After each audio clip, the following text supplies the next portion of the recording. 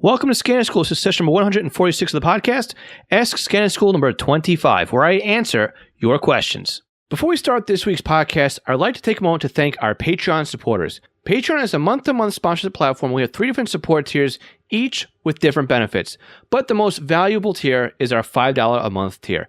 This equates to sponsoring the podcast for about $1 per episode. Now, not only do our $5 Patreon supporters receive the podcast early, but they also receive a commercial-free version of the podcast delivered directly to their podcast player. Some may say that the included Squelchy sticker pack that is mailed to your home is the best benefit of the $5 level, but I think it's the community or the club that is growing at this level. You see, we meet once a month on Zoom, and we have a roundtable discussion about scanning, ask questions, offer advice. Some of the members are answering other people's questions, and we just talk with our fellow Scanner School classmates.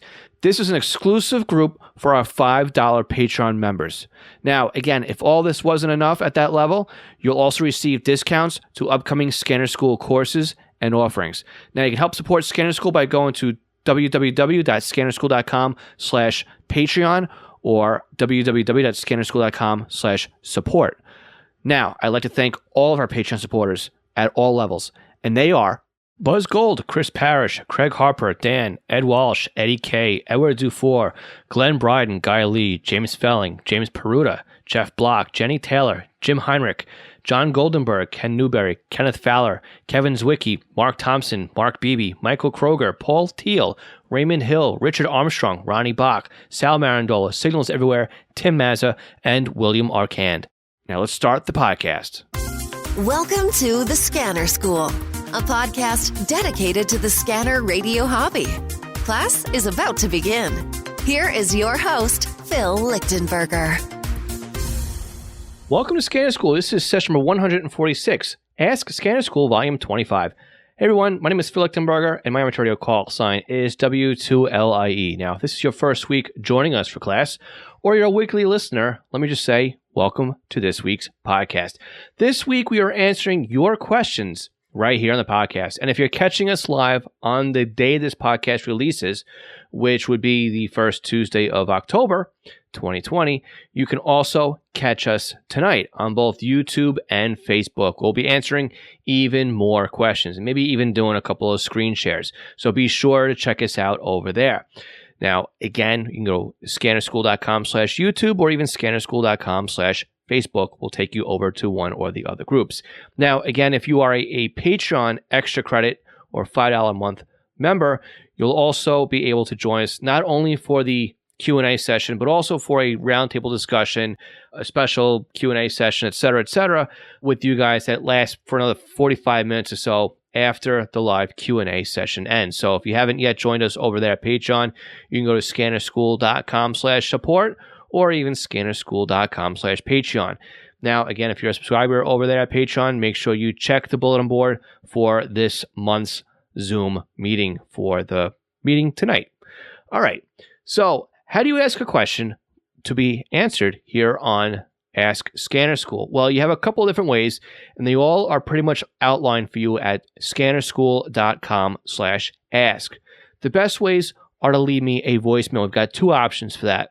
You can go ahead and click on the SpeakPipe link, which means you can just use your microphone in your computer, your tablet, your phone, etc., to leave us a voicemail, and we can play that right back here on the podcast. If you like to smash some buttons and you will make a phone call, you can leave us a voicemail on our local U.S. number, which is 516-308-2885. Now, again, all this information is laid out for you at scannerschool.com/ask.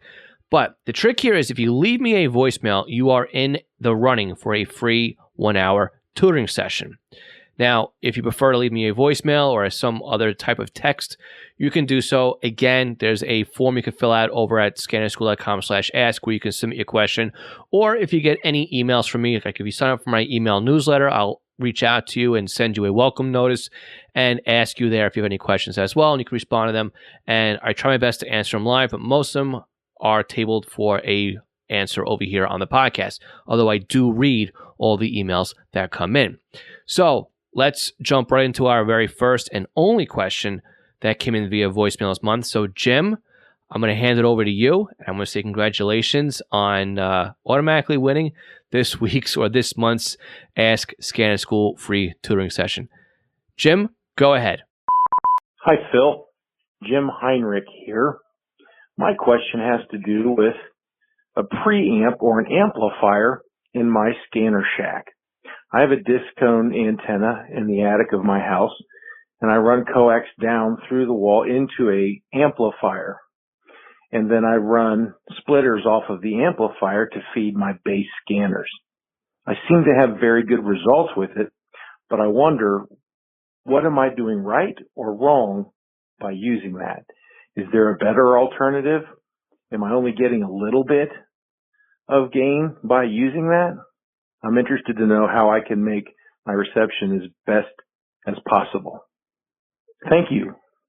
Jim, that's a really great question. And I think when you say you want to make your setup as best as possible, I think this changes for what your situation actually is. So if you're in an area where you have an HOA or a homeowners association, you're in an apartment area or something where you cannot put an antenna outside, putting an antenna in the attic would be the best place for that antenna for that situation.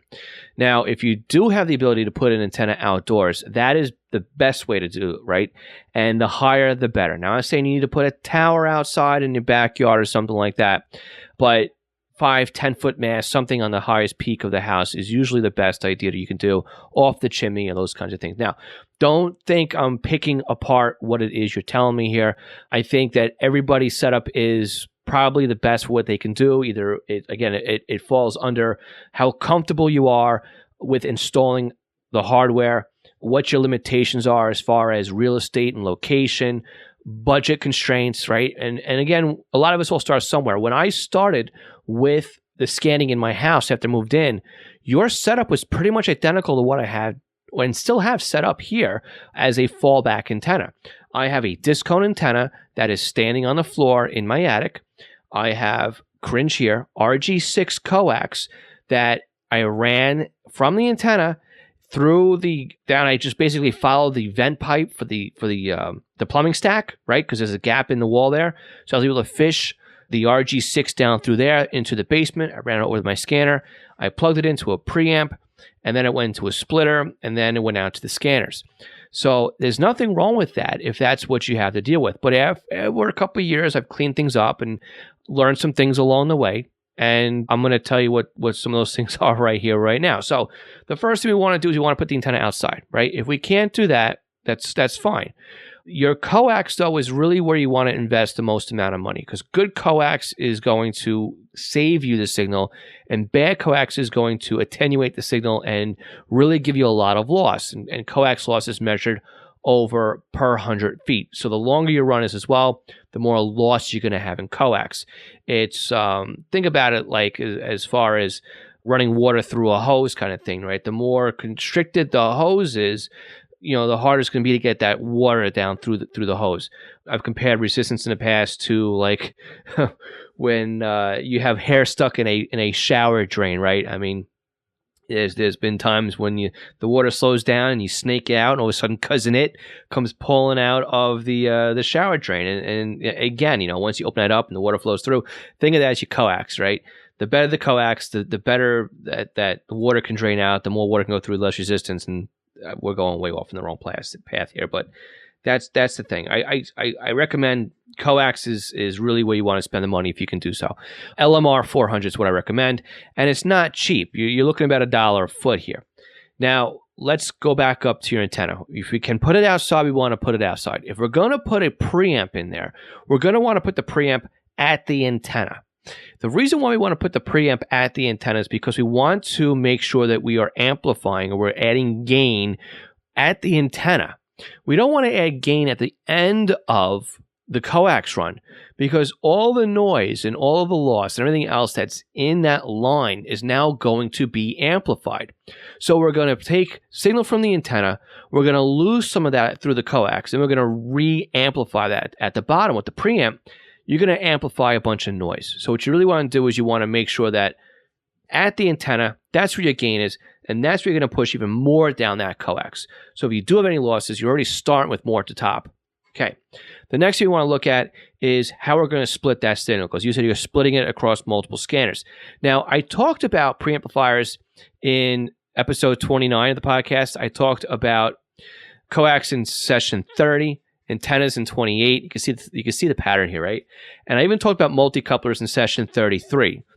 But we're going to revisit that segment in the next couple of weeks here. We're going to call that one splitting your antenna, because I want to revisit that, because not everybody understands that multicouplers is exactly that.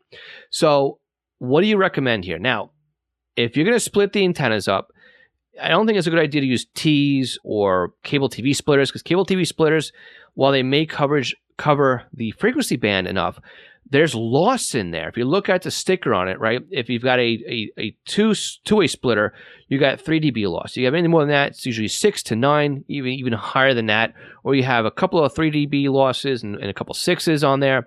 So there's going to be loss if you use cable TV splitters. If you use an active multicoupler, though, an active multicoupler will allow you to split the signals, isolate each scanner, and it will even bring back the gain that you lose from splitting the signal. It's not necessarily a preamp, but it lets you overcome the loss there. And finally, your jumpers. Keep those jumpers as short as possible. You don't need LMR 400. You just need some quality coax here with 50 ohm of impedance on it. Now, can you use RG6 here? I'm not going to complain, all right, if it's small enough. Typically, I like to go right with RG58 if I can. It's short run. 58 is really not great coax. But if you're going to put like a 6-inch jumper, 3-foot jumper, that's not large enough for you to have too much loss in there. Those are fine. That's why they're jumpers. They're just long enough to get you to where you have to get. So let's summarize the answer really quick for you here. The way I would really optimize a setup. Again, barring any type of restrictions here. Antennas outdoors as high as you can get it comfortably, safely, okay? If you need a preamp, you're going to put a preamp at the top, at where basically between the antenna and the coax. Forgot to add in here too. You're going to need to put in a bias T or a power injector so you can power up that preamp. Then you'll run your coax. Then you'll put another bias T at the bottom or power injector, and you'll insert in your 12 volts, or whatever it is that needs to be powered up to that bias, to that preamp. Hey, make sure when you insert these bias Ts, you look at them and make sure you know which way the power is going. You want the power to go to the radios. You want to go up to the preamp. Then your multicoupler. Then from your multicoupler to your scanners. Look, if you can't put the preamp up top, if you got to put the bottom, that's great. It's fine. It's all within your limitations, okay? And again, this is a hobby. Feel free to tweak things and make things better or change things up to experiment. I mean, when I started playing around with preamps, I found out they didn't work well for me. I also found out, too, when I swapped out my antenna, I'm not through with it. I want to go back to my disc cone, okay? So there's things that you learn. It's a hobby. It's fun. This would be the way that I would design if I was going to do it. But again, we all have our own type of limitations we have to deal with. So again, I don't know if that's what is what you have yours in the attic for. But again, what works best for you is great. Now, again, you may have a situation too where you've got too much RF.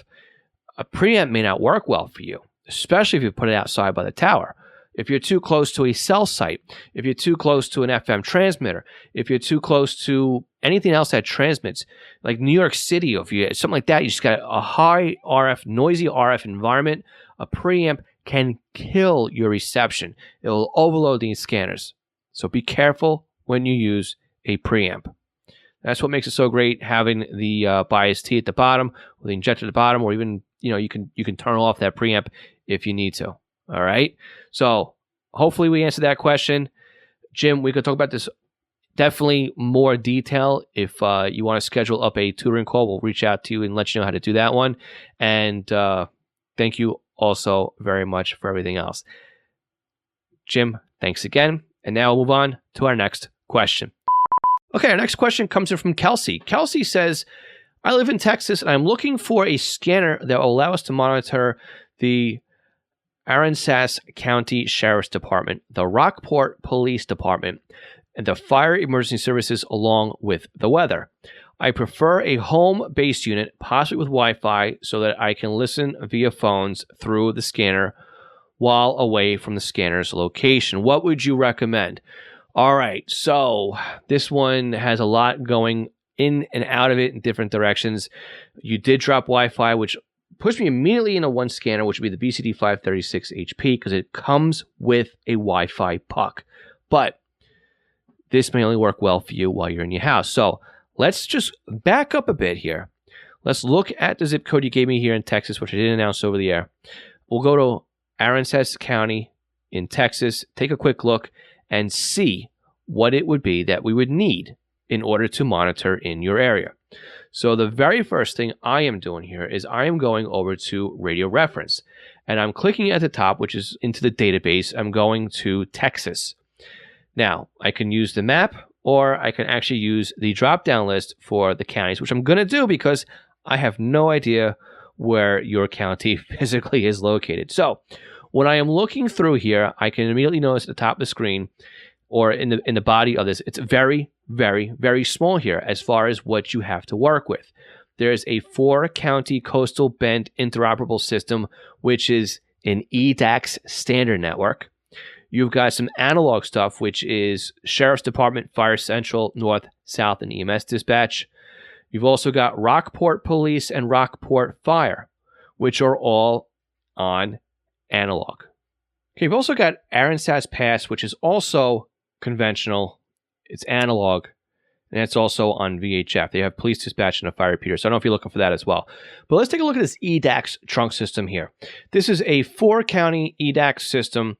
You've got several counties in here, and you've got one site actually located in Rockport, which is great. It's perfect for you. So you've got a couple of mutual aided interoperable talk groups in here. You've got commons, you've got EMS mutuals, you've got some intercities, command, safety liaisons, law enforcement, and that kind of thing. You also have some dynamic talk groups as well. But really, we just jump right down to this Aransas County's talk group. You've only got 3 here. Rockport PD VHF, Aransas Sheriff's Office VHF, and Aransas Fire EMS VHF, which tells me, or leads me to believe, that these are just simulcasts of the VHF frequencies over the EDAX system. So if that's the case, you can get any cheap handheld analog scanner that will work for you. Now, I know you wanted a desktop, but hear me out here. You can get the Uniden SR30C for under $100. Wouldn't recommend it. I would definitely say go into the BC125 AT. That's where you really want to start. You look about $110, $120 for that scanner. 500 channels, handheld, works on a couple AA batteries, nice screen on it, and that should get you the analog conventional stuff. Now, I'm not going to roll the dice on that one though, because I do see you have EDAX here, and maybe you do want to monitor some of these common talk groups, and maybe you want to have the Aransas County talk groups as a fallback. So with that said, I would recommend a desktop scanner for you, and I would recommend the Uniden BC 15XT, or it might even be the Uniden BC T15X. I forget how Uniden runs with the numbers for the 15. It's a little bit different than common. But that scanner will, again, be a desktop, which is what you're looking for. It will allow you to do EDAX, which is what this system also has on it, and we'll do analog. You have no digital to worry about. You've got no P25, no simulcast, no DMR, no NXDN. You're lucky. I'm jealous. You have a very simple setup over here to have to work with.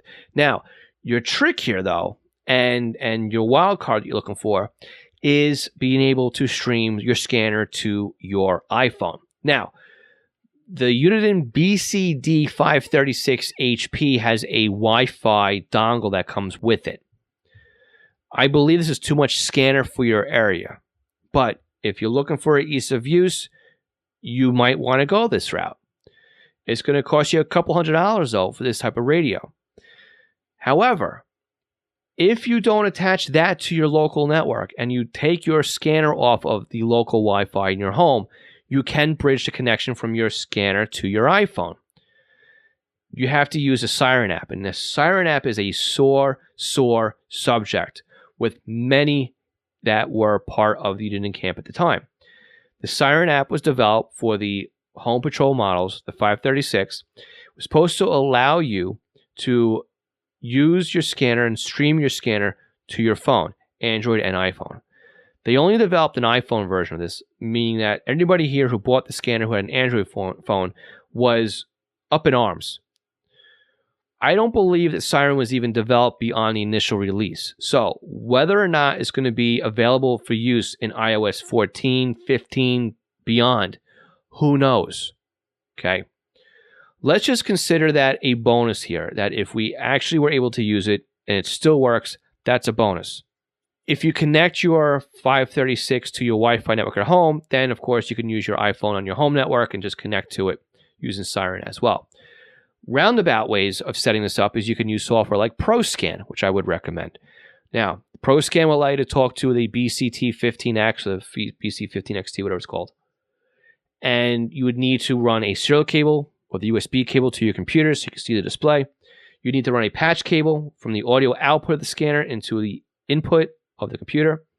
You would use ProScan then to set up a live web page, and you can stream the audio and also know what channel your scanner is on while you are in your house. If you wanted to do this from outside the house, you would need to set up a port forward on your scanner, or your port forward on your router, and then point it to your computer. And if the IP address ever changes, it could be a bit of a headache, but it is possible to do. Probably an easier way to do so, and you're going to lose the alpha tag process on this though, is just to set up a private Zello channel for yourself. It's probably the easiest way to do this. On your Windows computer, you can install the Zello app, create a channel, then you plug your scanner's speaker output to the line input of your computer. You set the Zello app to run in Vox mode, which means every time audio comes across the input, it keys up the microphone, and then that streams out to the Zello app. Then on your iPhone, your Android phone, whatever else, you connect to your private Zello channel, and then you can stream your own scanner to the internet. So again, I am very jealous here. You have analog, conventional, you've got very small eDAX talk groups to worry about here. You don't have DMR, P25, simulcast, NXDN. That's easy. A BCT15 should cost you about $150, as opposed to $350 for the next model up, $450 for the model after that up, and $650 for the SDS200. You got off easy. Your only trick here is to get it streaming to the internet, which again, you're going to need to have a third-party piece of software. Best of luck, Kelsey. Thank you for asking your question. And if you have any follow-ups, please let me know. I'll be more than happy to help you through this one.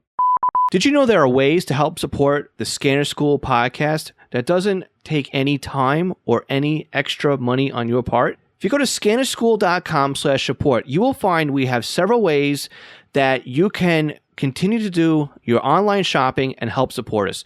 We have links to Amazon. If you click on our link before you go to Amazon, anything you buy from there will help support Scanner School.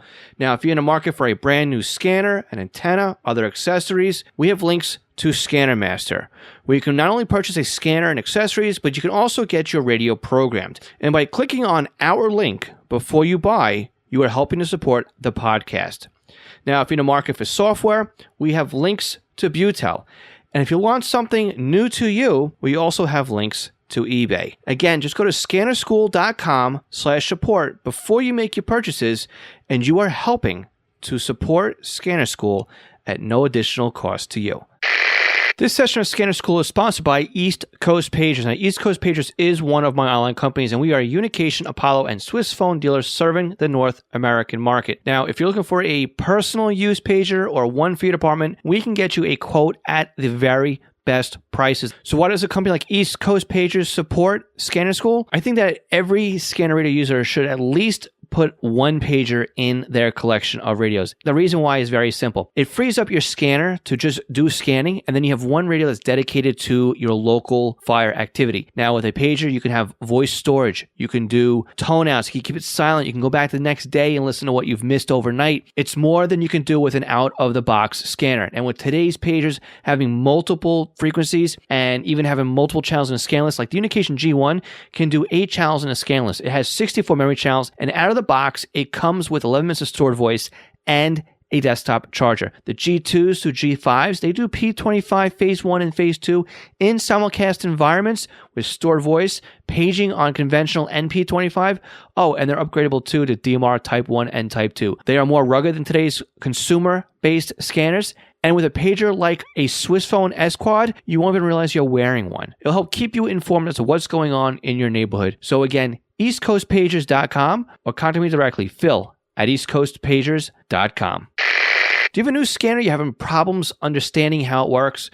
Maybe you're new to the entire Home Patrol database of programming and you can't figure out Sentinel. Did you get a new SDR and you're trying to figure out how to install it? Or you want to learn how to use Unitrunker, DSD Plus, maybe set up a PieAware, or even just make some changes and you don't understand how this system and the equipment works? The podcast might be great for you, but maybe you need a little bit more of one-on-one help with setting something up. I'm available to do just that with you with our private tutoring sessions. You can book me online by going to scannerschool.com/consulting for a 1-hour session. And it's great because we can actually share computer screens remotely and I can guide you through step by step as if I was sitting right next to you. So again, book me for an hour at scannerschool.com/consulting for your Scanner Radio one-on-one tutoring session. National Communications Magazine is your personal library of scanner, CB, GMRS, FRS, MURS, and two-way radio articles written by the best minds in the business over the past 3 decades.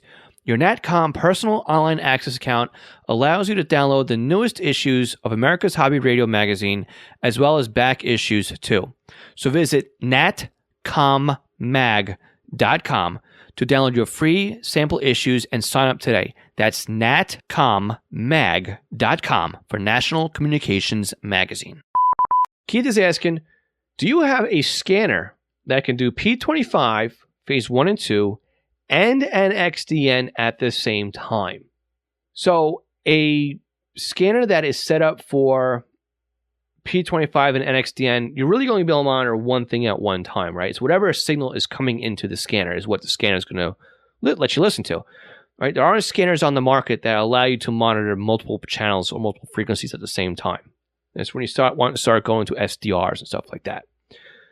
So can you have a scanner that does NXDN and P25 phase 1 and phase 2? Yes, you can. The BCD 996P2, the BCD 536HP, the BCD 436HP, the STS 100 and STS 200 all have the ability to allow you to add NXDN as a paid upgrade into your scanner. Now, the Whistler TRX1 and TRX2 allow you to listen to NXDN out of the box.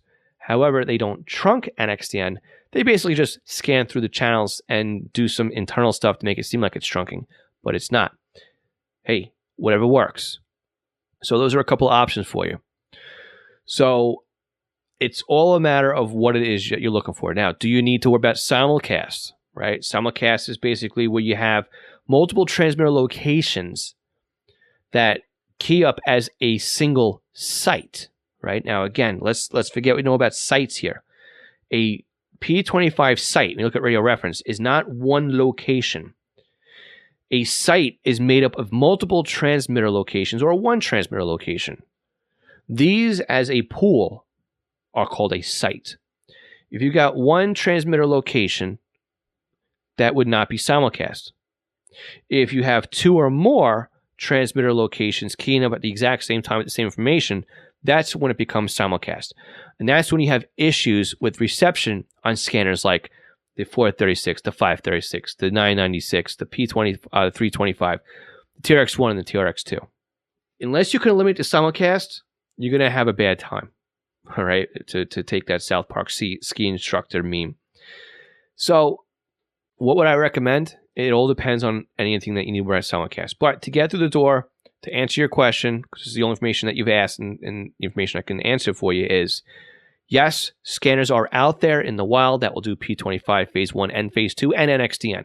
Now again, Whistler will do it without any paid upgrades on the TRX1 and the TRX2. The BCD 325P2, 996P2, HP 436, the BCD 436 HP, the BCD 536 HP, and the STS 100 and 200 will all do phase 1 and phase 2 P25, and a paid upgrade on those for NXDN. Keith, thank you so much for your question, and If you have any other follow-ups to this one, just drop me a line and we'll be sure to answer those. All right, let's go into our last question for the month. Okay, this one comes in from Chris. Now, Chris is over in Ontario, right across from Detroit. So he lives on Lake St. Clair, so he gets a lot of U.S. stations from across the lake, and he's particularly interested in marine traffic as well as the Ontario Provincial Police. They use the Bell FleetNet system. So he says he's already listened to early podcast sessions 6 and 12, and those are about basic scanner reviews and Trunk Tracker 3 scanner reviews. So Chris goes on to say he definitely likes the BC 125 AT, but he gets import taxed over there in Canada. And when you look at the prices, I'm just paraphrasing here, basically what Chris is saying is, right, the more money a scanner costs in the US, the more that it costs him in Canada, thanks to import and duty and everything else. So a 125 basically in Canada is around $175, whereas here it's like $110. So he's kind of looking at, and again, I'm paraphrasing his question here a little bit, is that he wants to buy something that's digital trunking. And he's looking at a Whistler WS 1065 for $25 more basically than his 125 AT that he's playing around with. So his question is, long story short, would I recommend spending the extra $25 and getting the Whistler 1065 or going with the handheld, the 125? So, Chris, we got to stop right here. We got to look at a couple things. For $25 difference, if you don't mind that one is a desktop and one is a mobile, one's a desktop and one is a handheld, spend the extra $25. Go for the Whistler 1065. You're going to get Motorola trunking, you're going to get EDAX trunking, you can get Phase 1 P25 trunking in this scanner. You're going to get a nice bassy speaker, okay? It's so worth it to get the Whistler scanner in this situation that I wholeheartedly recommend it for the $25 price difference. Go for the Whistler. Now, what we have to look at, though, is whether or not Phase 1 is going to do you any favors up in Canada where you are. So, again, what we're going to do, we're going to go to the radio reference database, and we're going to change our country to Canada, which is always, for me, a cool thing to do. And we're going to jump into Ontario.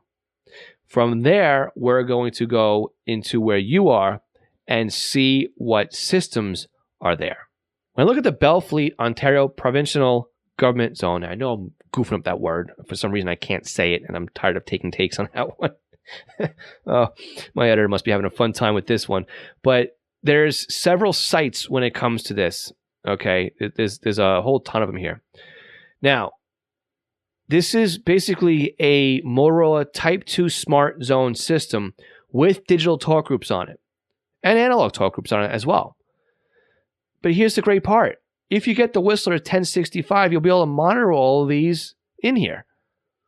Anything, it's not encrypted, by the way. So what are some things you can monitor?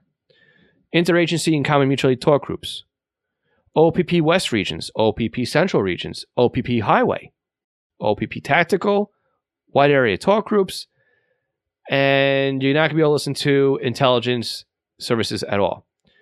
But you got Ontario Fire Marshals are analog, but MTO enforcements end up being digital again. So there's plenty of stuff in here, and the list keeps on going as well. I would wholeheartedly suggest for the $25 difference, you're going to love the Whistler 1065. I've got one. It's a great radio. I love the way the volume sounds on it. It's nice and bassy. It programs very simply because it's an object-oriented scanner. Now, object-oriented scanner is a beast on its own.